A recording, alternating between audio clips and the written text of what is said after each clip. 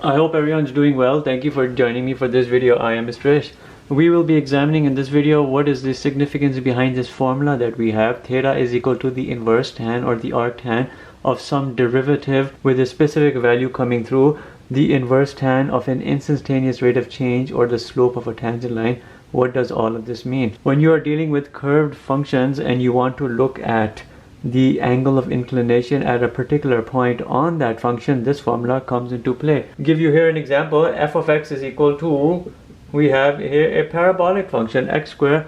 We're only looking at it from a domain, let's say 0 upwards, even infinity. We can have that. What would be the graph of this representation? It would look something like this. You're looking at it like that. I want to determine the angle of inclination of this particular function, and let's say at x here is equal to 2. How would we do it? And we can do it easily. Here's 2 and we're looking at a certain derivative, because how am I going to get that angle of inclination? If I were to generate a tangent line over here, there's a specific angle which would come about. You don't need to have the equation of this tangent line. All you need to have is the slope of the tangent line. When I'm looking at the function x squared, the derivative of this is equal to 2x. When I'm looking at x is equal to 2, I'm looking at this and it ends up being 2 times 2, which is equal to 4. Why does the arctan come into play? Because the slope of any line which is with respect to the x-axis, you can say is equal to tan theta. And then theta is equal to the inverse tan or the arctan of that slope. But here the slope represents the slope of a tangent line, and you would bring it into that representation. What would this angle be here at x equals 2? Well, it would be theta is equal to arctan or the inverse tan of 4. Because this value is coming right over here, it represents exactly that. You can bring out your calculator and we'll get it. We're doing 4 inverse tan and we'll get our angle of inclination 75.96 degrees, or we can just say 76 degrees. With respect to the x-axis, this right here is equal to 76 degrees, and you can see it right here, 76 degrees at that particular point.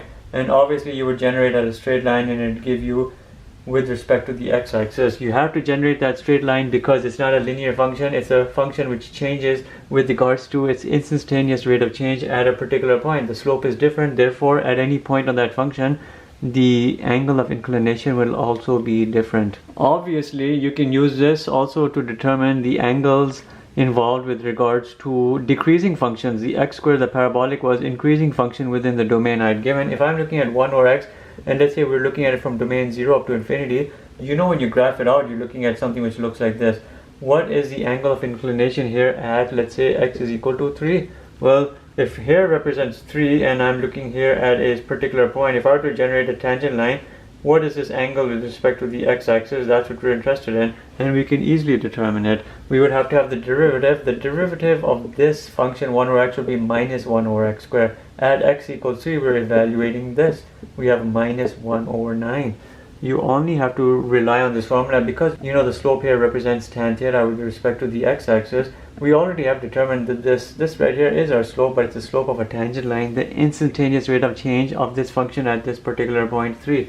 You are bringing everything to the formula. Theta is equal to inverse tan or the arctan of minus 1 over 9, and then we can look at it. I'm bringing here 1 divided by 9 and it's a minus value. I'm doing inverse tan. I have here minus 6.3, but we'll give this value a little meaning over here. If I adjust it for 180 degrees, which you don't really have to, it's 173.65, but I'll just put it over here, 173.7 degrees. But technically we don't need to worry about this value. This is what we're looking at. But if you look at this representation a little better, and I'll blow it out for you, here's my function and here's our particular point. Here's the angle of elevation right over here with respect to the x-axis, because you've generated here a tangent line. When you make it with respect to the x and the y-axis, you generated a right triangle. This angle right here or here is what we've determined.